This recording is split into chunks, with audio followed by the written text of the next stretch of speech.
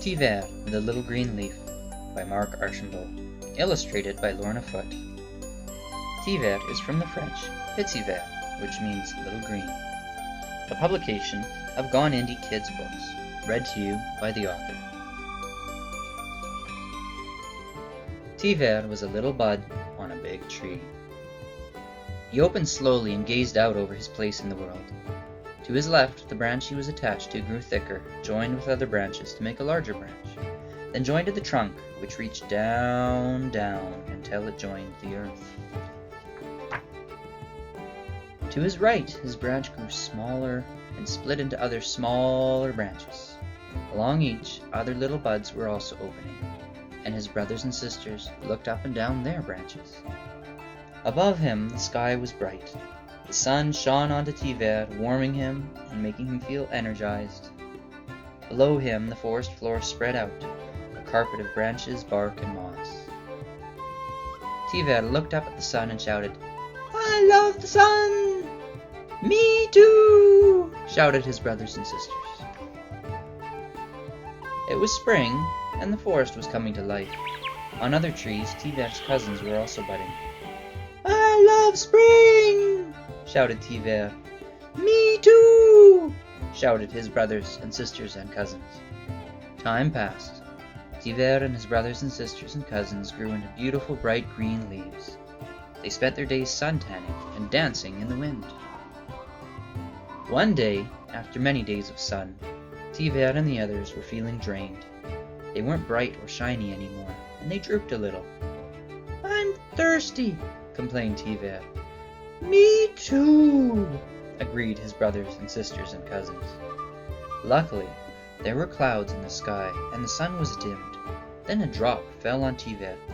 "Ah, that felt good," he said. "What was that?" "I think it's going to rain," replied Teevert. Sure enough, more drops followed, and soon rain was pouring down on the forest. It ran in little rivers down the bark of the trees. Sparkling drops glistened on Teevert and his brothers and sisters and cousins. Teevert felt very refreshed and alive. "I love the rain!" shouted Teevert. "Me too!" shouted his brothers and sisters and cousins. Summer passed quickly. There were days of cool rain and days of hot sun. Days that were very calm and days that were very windy, and many days that had more than one kind of weather. Teevert was very happy. Life was good. Then everything changed. At first, the changes were good. He noticed many more squirrels running around the trees. Then he noticed that his brothers and sisters were beginning to change color. Some were a little orange, others red and yellow. They looked very beautiful, but Teevert was still green. "What's going on?" he asked. "Why are you changing color?" "Because autumn has started," replied his brother. "That's what happens in autumn." "Oh, I see. Will I change color too?" asked Teevert. "Of course you will. We all will." "Great!" said Teevert. "I love autumn." "Me too!" shouted his brothers and sisters and cousins.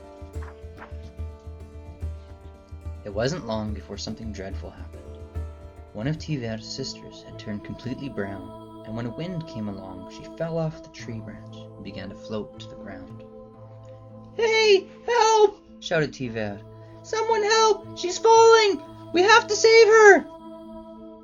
"It's okay, Teevert," said his brother. "That's what happens in autumn. We change colors, and then we fall off the tree. Sometimes people call autumn the fall. I think it's because of us leaves." "But that's terrible!" complained Teevert. "I hate the fall!" This time only a few of Teevert's brothers and sisters and cousins said, "Me too!" Most said, "No, the fall is good!" Some, who had lost most of their color, said nothing. They just sat silently. And worst of all, some shivered, then fell from the trees and floated away on the breeze.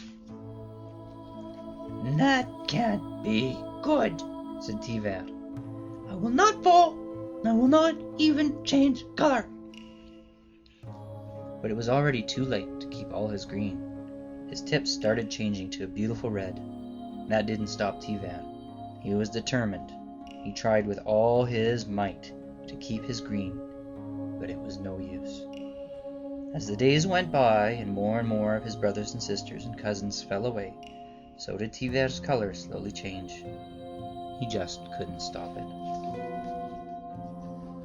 "I'm scared," he said.